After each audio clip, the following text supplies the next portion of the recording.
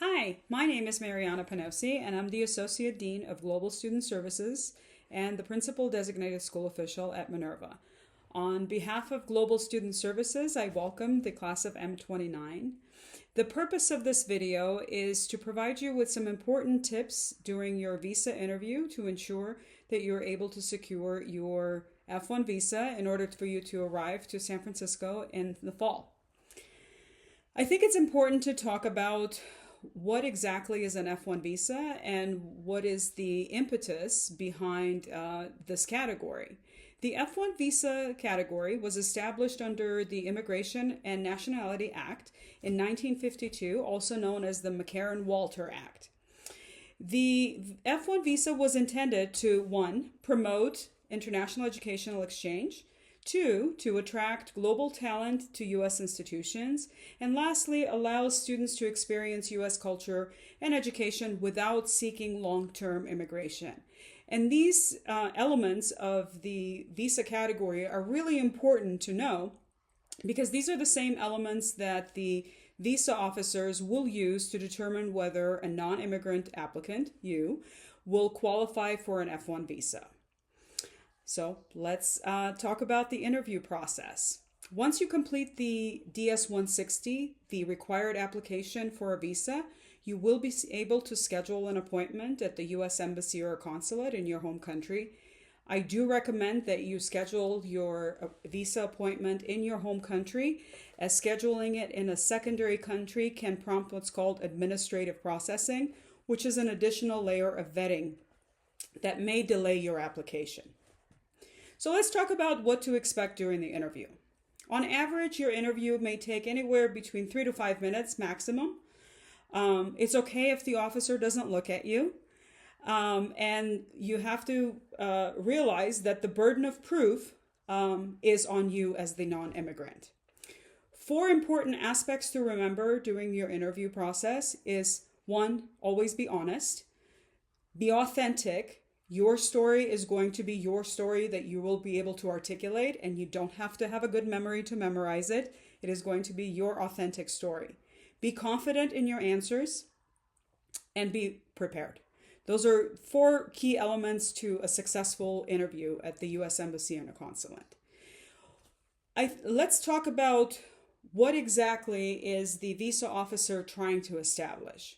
Number 1, they're trying to establish whether you're going to be a bona fide student, meaning do you have an intention to enroll in the university that you have applied to and have received an immigration document for, and that you intend to fully complete that program and graduate. 2, are you financially solvent? It's your ability to be able to fund your studies and living expenses, and that may include scholarships and financial aid that you may have received from Minerva University. 3, and most importantly, is ties to your home country. Do you intend to depart the U.S. after completing your program? These are the 3 elements that they need to establish to ensure that you qualify for the F1 visa category. Now let's talk about the type of questions you may encounter. They certainly will start with your institution. How did you find out about Minerva? Tell your story. Did you attend a conference? Did we have one of our representatives attend your high school? Was there an educational fair that you learned about Minerva? Or perhaps you found us online. There was a vlog that you watched, or maybe you worked with a recruiter. Whatever your story is, it is your authentic story. So always tell the truth and you'll be able to articulate that story pretty properly. Next, you need to know enough about Minerva. Why did you pick Minerva? Why Minerva? Of all the institutions in the U.S., you need to be able to answer, why do you want to study in the U.S. to begin with? Are there any options in your home country that are not viable options for you? Why do you want to study in the U.S.? So be able to answer that question. And then the secondary question will be, out of all the institutions, why did you pick Minerva? What is so special about Minerva? Think about your experience of learning about Minerva and maybe identify, 2 to 3 key elements that made Minerva truly attractive to you personally. Not what's listed on our website, not in the information that is disseminated through our channels, to you personally.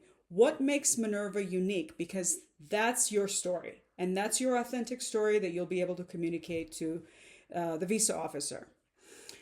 Then talk about the major. If you picked Minerva, how many majors does Minerva offer? 5.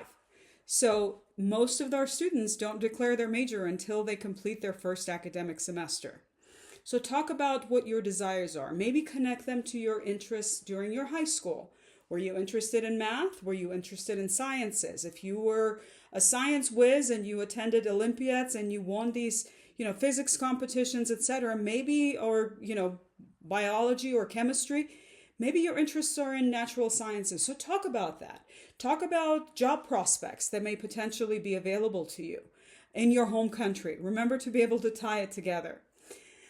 If you had interest in computational science, if you did really well with computer science and math, talk about that. Maybe then your interest is computational science. So be able to tie your own personal interest, your own background to your story. That is part of your storytelling.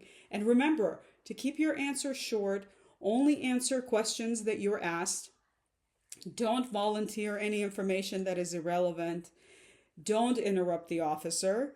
Don't try to fill in the information by giving paperwork to them, given documents. Unless you're asked to provide, let's say, a copy of your financial aid or a copy of your admission letter, etc., don't volunteer any documents. It probably irritates the officer and may make you look more desperate than you need to look.